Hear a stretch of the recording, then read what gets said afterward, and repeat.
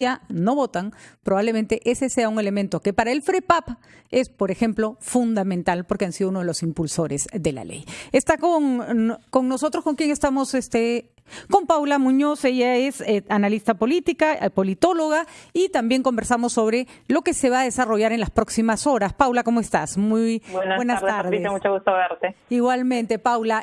Bueno, confuso el panorama en el Congreso de la República, porque si bien parece que no van a votar en favor de la vacancia, todas las declaraciones que escuchamos son muy críticas con respecto a Vizcarra. Hay un como resentimiento y como una cosa, pareciera que se sienten obligados a votar por algo en lo que no creen. Sí, no, efectivamente, coincido contigo, ¿no? Que hay como que uno siente que los temas, los ánimos están muy crispados, ¿no? Que están contraintuitivamente contra lo que uno podría pensar después de toda la información que hemos recibido en los últimos días, están como se dice popularmente, con la pata en alto, ¿no? Golpeando bastante, ¿no?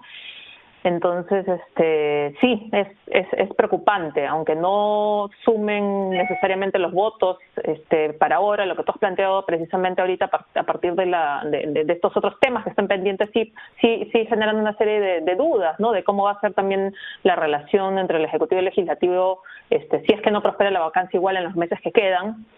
Y yo te diría que además hay un tema de fondo mucho más, que a mí me preocupa mucho más, que es un poco el factor de inestabilidad política que que ya se está generando y que se está institucionalizando al convertir en la práctica, como lo ha dicho el congresista Chejade, la vacancia por incapacidad moral permanente en un mecanismo de interpelación política que no está propiamente concebido en nuestra Constitución, ¿no? O sea, que en la práctica se usa esta figura mal definida, ambigua, de la vacancia por incapacidad moral permanente como una forma de generar nuevos conflictos, no solo en este gobierno, sino en próximos gobiernos, ¿no? Uh-huh. Es muy probable que continuemos, dada la precariedad de nuestros partidos, nuestro sistema, los fragmentados que están, es muy probable que continuemos con ejecutivos, con legislativos fragmentados, con gobiernos divididos, y entonces estamos hablando de un tema que no solamente compete en lo que está pasando hoy, sino lo que puede pasar en los próximos años, ¿no? Con todo lo grave que eso es para nuestro país. Eso es sumamente importante,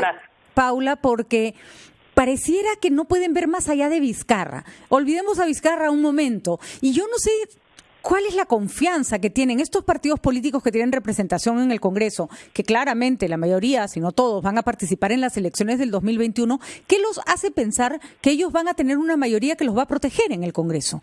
Hace mucho tiempo que a los presidentes que salen elegidos no tienen mayoría, o la generan por alianzas o simplemente no la consiguen, ¿no?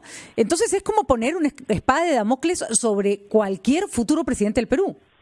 Efectivamente, ¿no? Es una bomba potencial, estás abriendo la caja de Pandora para que tengas continuas crisis de gobernabilidad recurrentes, ¿no? Como un mecanismo serial, porque ya desde no es ahorita, ¿no? Desde el Congreso anterior con Kuczynski se empieza a utilizar políticamente esta figura que, bueno, el primer antecedente fue el año 2000, ¿no? Y eso abrió el precedente, pero ya en este contexto de cada vez mayor fragmentación partidaria, ¿no? De gobiernos divididos, es donde cuando ya este conflicto que estamos viendo es uno más en una serie de conflictos ejecutivo y legislativo que se está teniendo en los últimos años, se abre la posibilidad de que se use de forma política, ¿no? Como un arma política para generar inestabilidad política e intentar vacar a algún presidente sin argumentos de fondo, sin que esté claro. O sea, finalmente lo que llena la figura de incapacidad moral permanente es lo que los votos, es lo que sumen los votos en el Congreso. Así es, y no la causal necesariamente, que además tampoco la tenemos clara.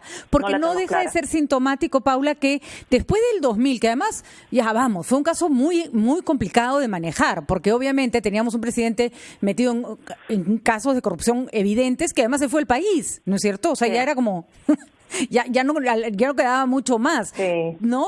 Pero en el caso pero durante, casi 20 años no tuvimos pedidos de vacancia, hasta que en este gobierno hemos tenido prácticamente 3. Uno de Vizcarra, uno de PPK, el que se salvó, y otra renuncia de PPK, que si no se hubiera renunciado, lo hubieran pagado igual. Entonces, creo que es bastante obvio que esta se abrió, como tú decías, una caja de Pandora que se está utilizando además con una reiteración que preocupa muchísimo. Te voy a pedir que te quedes con nosotros unos minutos para que después de la pausa nos ayudes a interpretar qué cosa significa eso para nuestra democracia y volvemos contigo. Nosotros nos despedimos de la señal de televisión, pero continuamos con la señal de radio para poder seguir estar juntos. Vamos a una pausa y volvemos.